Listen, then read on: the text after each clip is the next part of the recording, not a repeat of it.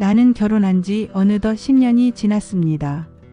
38이라는 나이에 나름대로의 삶의 방식을 고수하며 살아왔죠. 제 삶의 철학은 간단했습니다. 꼭 필요한 것만 두고 필요 없는 건 과감히 비워내는 것. 요즘 많은 사람들이 당연하게 갖추고 산다는 에어프라이어나 식기세척기, 건조기 같은 것도 제 집에는 없었습니다. 불편하면 불편한 대로 감수하면서 대신 집안은 늘 정돈됐고 마음도 가벼웠습니다. 그런데 이런 제 생활을 가장 못마땅해 하는 사람이 있었어요. 바로 시어머니였습니다. 시어머니는 저와 정반대의 삶을 살고 계셨습니다. 홈쇼핑을 하루도 빼놓지 않고 보시면서 요즘 유행한다는 물건은 빠짐없이 집에 들이셨죠. 주방엔 손도 대지 않는 조리도구들이 줄줄이 놓여 있었고 안방에는 뜯지도 않은 쇼핑박스가 산처럼 쌓여 있었습니다. 저는 처음엔 그저 성향의 차이라고 생각했습니다. 하지만 시어머니의 시선은 늘 제게 향해 있었고 그 시선 속엔 못마땅함이 담겨 있었죠. 일주일에 한 번 시어머니는 마트에 다녀왔다며 우리 집을 찾아오셨습니다. 현관문이 열리고 들어서는 순간 어김없이 같은 말이 들려왔습니다. 아이고, 집이 왜 이렇게 텅 비었냐. 이렇게 살면 박복하다니까. 저는 애써 웃으며 대꾸했지만 속으로는 매번 무너져 내렸습니다. 그럴 때마다 시어머니는 커다란 봉투를 꺼내놓으며 보물이라도 되는 듯 이것저것 꺼내셨습니다. 그런데 그게 마트에서 사온 신선한 식재료가 아니었죠. 시어머니 댁 냉동실 구석에 몇 달째 박혀있던 고기와 숨이 다 죽은 채소들이었습니다. 색이 갈변한 고기, 이미 축 늘어진 채소. 도무지 입에 넣을 수 없는 것들이었어요. 이거 먹어. 버리기는 아깝잖아. 저는 조심스레 말씀드렸습니다. 어머니, 저희는 사실 이런 건 잘 못 먹는데요. 그러자 시어머니는 혀를 끌끌 차시며 말씀하셨습니다. 쯧쯧, 젊은 것들이 아까운 줄을 몰라. 버려서 뭐가 좋다고. 그 말이 제 마음에 깊이 박혔습니다. 전략을 몰라서가 아니었죠. 오래된 음식을 먹으며 불안에 떨고 싶지 않았던 것뿐이었습니다. 하지만 시어머니는 제 마음을 이해하려 하지 않으셨습니다. 얼마 전에는 아이 학용품 이야기를 꺼냈습니다.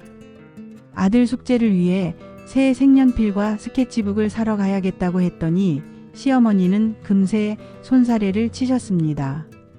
사러 가기는 왜 가? 우리 집에 다 있는데. 며칠 뒤 시어머니는 커다란 종이박스를 들고 오셨습니다. 열어보니 먼지가 수북이 쌓인 수채화 도구, 손때 묻은 리코더, 두꺼운 백과사전이 나왔습니다. 남편이 초등학생 시절에 쓰던 것들이라고 하셨죠. 무려 30년 전의 물건들이었습니다. 그걸 보며 저는 멍해졌습니다. 웃어야 할지 울어야 할지 몰랐습니다. 이거면 충분하지? 괜히 돈 쓰지 말고 이걸로 쓰게 해. 저는 아이에게 물어봤습니다.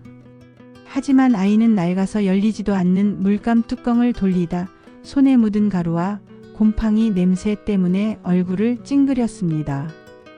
결국 새로 사줄 수밖에 없었죠. 그 사실을 아신 시어머니는 또 고개를 저으셨습니다.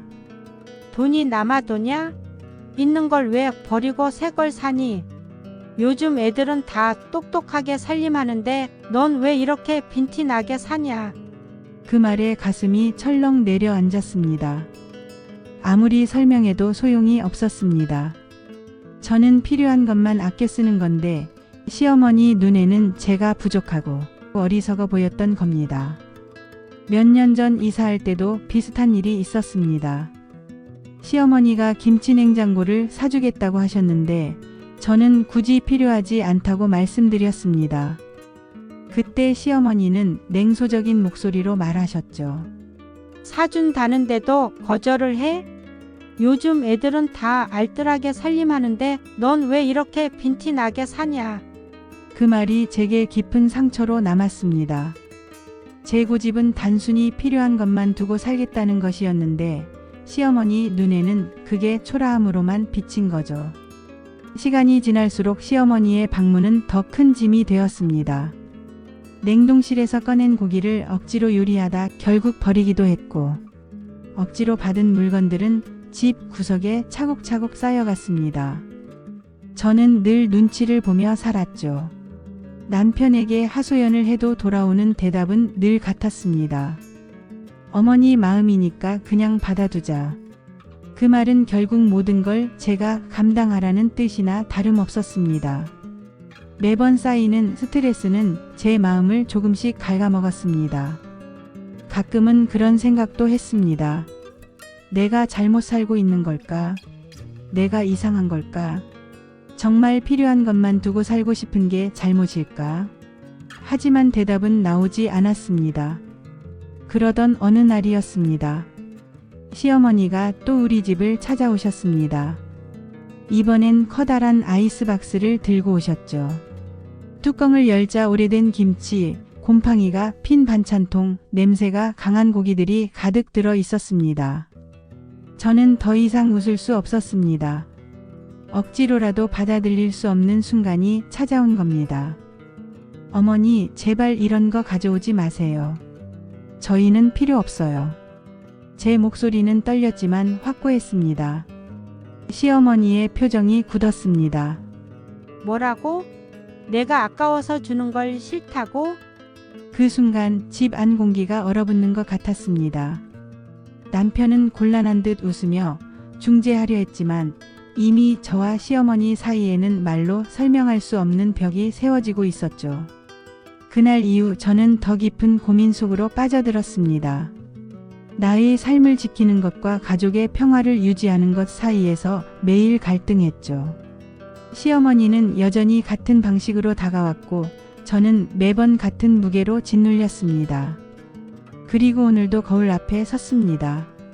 제 얼굴을 바라보며 스스로에게 물었습니다. 정말 내가 잘못된 걸까? 필요한 것만 두고 살고 싶은 게 잘못이야.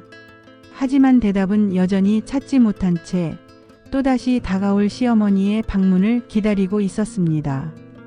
그 기다림 속에서 저는 제 선택이 옳았는지, 그리고 앞으로 어떻게 살아야 할지를 끝없이 되뇌고 있었습니다. 정반대의 생활 방식을 가진 시어머니와 며느리의 끝없는 갈등은 언제 해결이 될까요? 이야기 잘 들어주셔서 감사합니다. 구독과 좋아요는 큰 힘이 됩니다.